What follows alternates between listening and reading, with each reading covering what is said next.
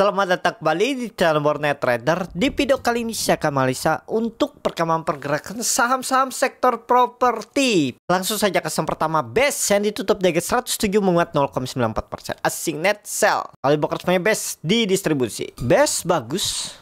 Hari kemarin perdagangan pertama kali rebound open gap up, tapi sayang tutupannya sama.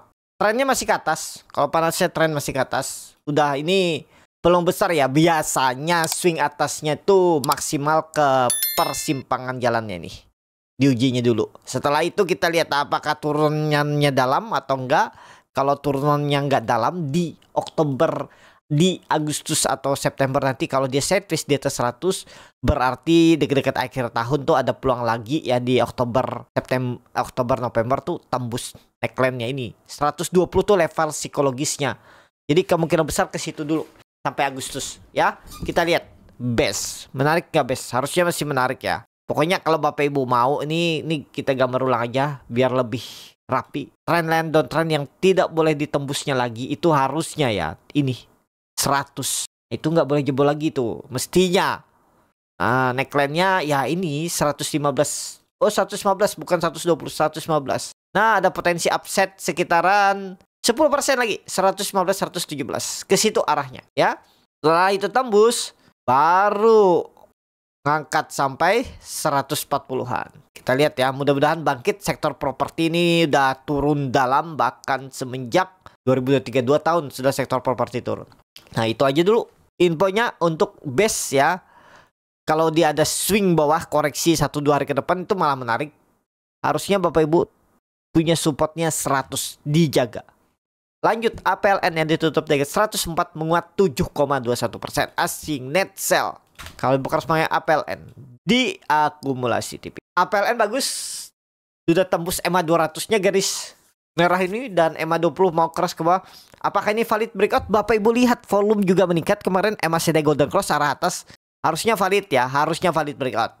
Jadi sekarang supportnya pakai berapa? 99, jangan jebol. Target selanjutnya persimpangan jalan 114, 115. Oh, ini APLN ya? Tadi BES sama ya? Coba kita ini. Apa salah saya? Oh, sama ya? Sama nih. APLN ini sama juga. Harganya pun hampir mirip-mirip ya. Tapi ya beda lah, beda beda. Tapi kan beda perusahaan. Menarik juga nih konfirmasi pola cup and handle. Risknya kecil, koreksi-koreksi dekat EMA 200 pas kebetulan. Ya kalau mau stop loss di bawah itu 97. Kenapa nggak cut loss di 90 aja? Kan ada EMA 20 di bawah. Bisa aja dia rebound dari situ. Betul, bisa. Ya kembali lagi Bapak Ibu, terserah Bapak Ibu. Pengalaman yang mengajarkan Bapak Ibu. Ya setiap mau cut loss di 97 atau di bawah 90 tuh ada plus minusnya. Tetap ada keuntungan dan kerugian masing-masing. Kalau saya sih saya nggak mau panjang-panjang cut lossnya. Kenapa? Terlalu lama saya nunggunya kalau dia balik ke arah. Mendingan saya cut loss tipis, ibaratnya cut loss 5%, daripada saya harus menunggu yang belum pasti mantul. Itu ya. Jadi itu aja dulu untuk APLN. Harusnya nggak jebol. 9998-nya itu dijaga. Target selanjutnya sampai awal Agustus, 2 minggu ke depan, 115 APLN. Lanjut. ASRI yang ditutup di harga 164 menguat 7,89%. Asing net sell. Kalau bukan semuanya ASRI. Akumulasi. ASRI breakout EMA 200 bagus. Valid nggak nih? Valid. Target 200. Target 200. Ya, tapi disclaimer ya. Pokoknya hati-hati kalau dijebol 152. Nih contohnya. Saya dulu juga punya ASRI. Kami beli dari bawah nih. Sempat ada 145. Naik. Beli. Turun. Beli lagi. Naik. Profit.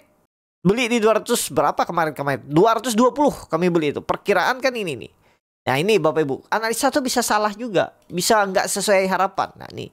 Perkiraan nih mantul nih kan, karena dia baru breakout. Berarti analisa saya waktu itu, wah ini konfirmasi nih swing low. Bener konfirmasi swing low, tapi ngangkatnya nggak tinggi.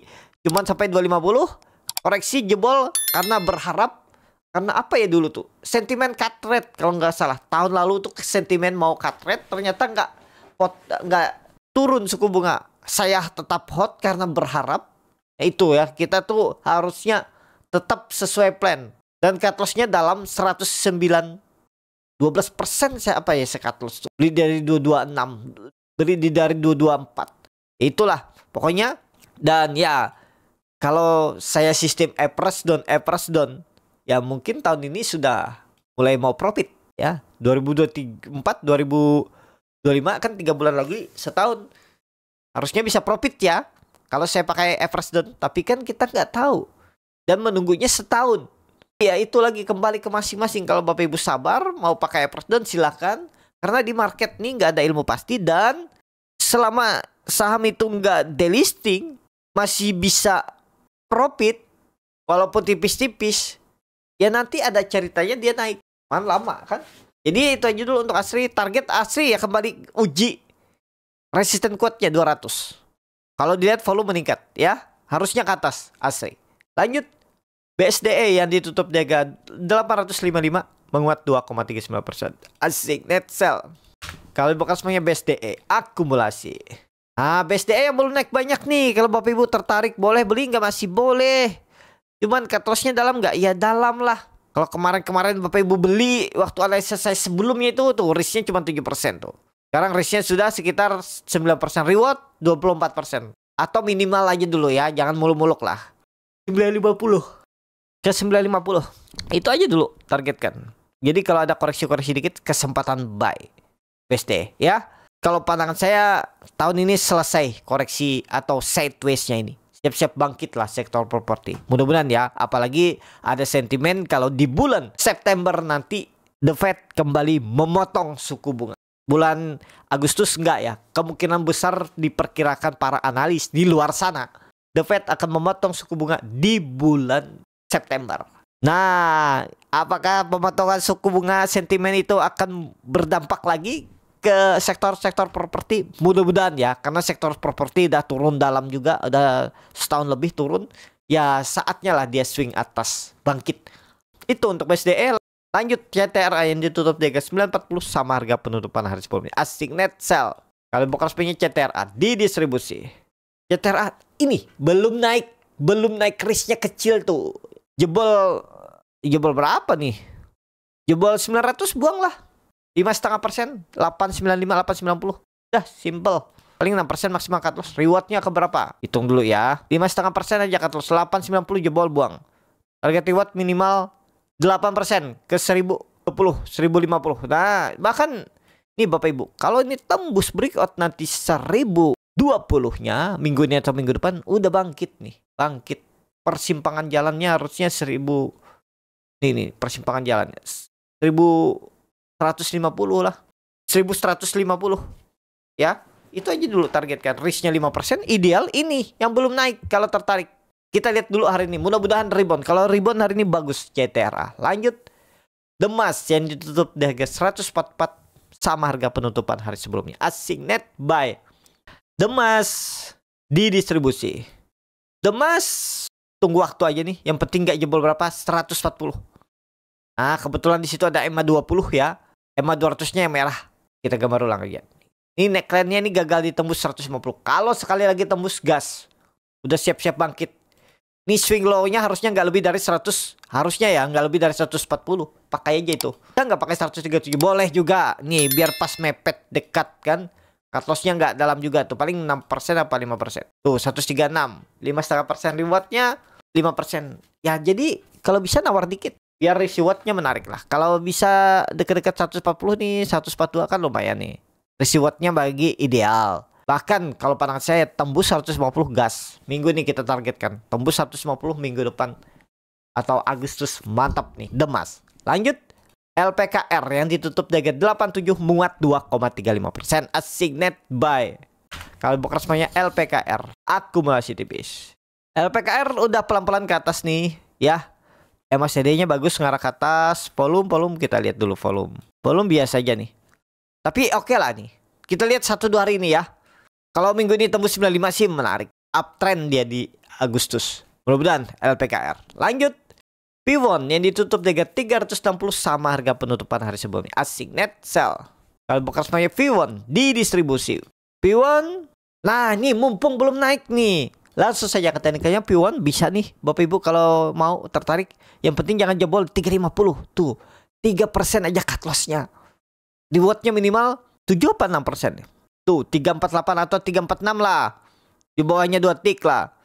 4,4%. Rewardnya 2 kali lipatnya tuh. Oh enggak, 2 kali lipatnya, 1,5 kali lipat, 386. Bahkan jangan pendek-pendek, langsung tarik ke atas sini nih. Reward 1/5. Udah, tunggu sabar. Risknya cuma 4,5%. Ideal. P1 tertarik kalau mau. Lanjut. SMRA yang ditutup dagang 414 menguat 2,47%. Asik net sell. Kalau buka semuanya SMRA akumulasi. Langsung saja katakan kayaknya SMRA bagus.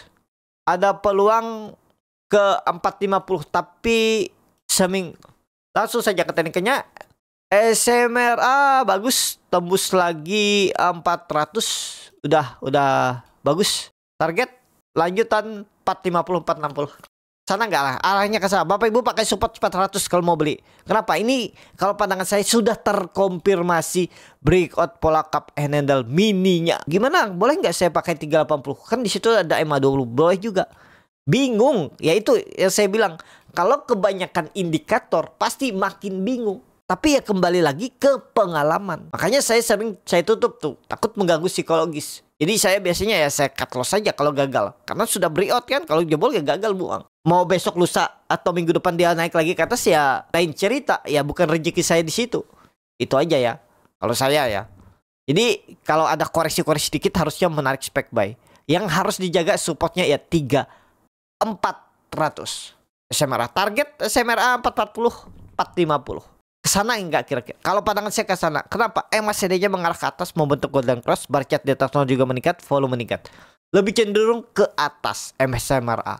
Lanjut. Pani yang ditutup dagang 15.975 terkoreksi 0,15%. Asing net sell. Kalau bukan semuanya Pani ada akumulasi tipis. Pani lagi sideways, masih aman gak? Masih. Pokoknya di atas 15.000 masih aman. Kalau memang mau ngangkat sampai kembali all time high, harusnya nggak jebol 15.000. Kalau sampai minggu ini jebol 15.000, udah menurut saya berat kalau untuk naik. Mestinya dia kalaupun belum naik sideways di atas 15.000. Kalau dia boleh udahlah ya. Kita lihat aja 1-2 hari ke depan. Pani. Lanjut. CBDK yang ditutup dengan 6.050 menguat 2%. Asing net buy. Broker punya CBDK di distribusi. CBDK saya kena stop loss hari Jumat minggu lalu. Kenapa? Karena dia jebol 5.900-nya. Saya cut loss 5.800. Saya dia rebound. Ya udahlah. 3,5% apa saya cut loss tuh. Udahlah, bukan rezeki saya di situ. Dan ya kita lihat aja. Mudah-mudahan ini momentumnya balik arah. Ya seperti ini nih memang nggak bisa kita prediksi ya. Maksudnya nggak bisa kita tepat. Wah pasti naik, dia closing. Belum tentu. Makanya pas jam market dia turun dalam nggak sesuai harapan saya, ya saya jual dulu. Tiba-tiba sorenya naik. Ya seperti itulah. Kadang kita ada sekali-sekali yang kegocek seperti ini. Tapi kalau Bapak Ibu punya sistem trading nggak masalah. Itu ya. Jadi CBDK gini aja, kalau Bapak Ibu udah kebeli, kalau dijebol lagi 5.900, 5.850 itu ya buang aja, gagal. Harusnya lah ya, kalau pandangan saya untuk CBDK. Tapi saya nggak mau perhatikan lagi. Lanjut. BKSL yang ditutup di 133 menguat 9%. Asing net buy. Kalau bukan semuanya BKSL. Akumulasi. Wah ini sih sepertinya nih crossing barang aja nih. Transaksinya sangat besar nih. Cuman ya itu dia sentimen turn around kalau nggak salah ya. Nah itu yang menjadi sentimennya. Ya dari bawah dulu juga sudah lihat dari FCA. Dia lepas FCA itu langsung terbang. Dan targetnya 150. Peluang besar 150. Nggak ada cerita nggak ke 150. Kita lihat seminggu ini atau minggu depan. Supportnya Bapak Ibu bisa pakai tetap 120 BKSTL. Yang terakhir SSCA yang ditutup dengan 2.680 menguat 3,47%. Asing net sell. Kalau bukan semuanya SSCA di distribusi. SSCA udah mulai agak rawan juga ya. Tapi ya yang penting gak jebol 2.500 sih aman-aman aja. Volume meningkat, cuman ada ekor. Biasanya ekor-ekor seperti ini naik. Lihat aja Bapak Ibu, lihat. Pernah gak dia membentuk ekor tapi turun? Jarang. Nih lihat historinya ya, kita lihat historinya. Ekor hijau itu selalu naik setelah itu. Cuman ya itu logikanya. Tapi ya itu tetap kita harus pakai logika ya. Kalau pandangan saya ya jangan jebol 2.500. Kalau jebol gagal. SSIA. Itu cukup sampai di sini video kali ini. Terima kasih untuk Bapak Ibu dan teman-teman yang sudah menonton video ini sampai selesai. Apabila cara bonet Anda bermanfaat dan bisa menjadi bahan pertimbangan Bapak Ibu dalam membeli, menyimpan, dan menjual sahamnya, bisa klik tombol subscribe dan nyalakan lonceng notifikasi. Ada kritik, saran, ataupun pertanyaan, bisa langsung tinggalkan di kolom komentar. Bagi Bapak Ibu dan teman-teman yang baru belajar trading, masih bingung memilih saham, bingung membuat trading plan, bisa join trading bersama Bornet Trader. Nanti dipilihkan saham-sahamnya dan dibuatkan trading plannya beserta chatnya dan juga free konsultasi portfolio. Kalau tertarik, DM Instagram Bornet Trader. Sampai ketemu, tetap semangat, semoga bisa terus cuan.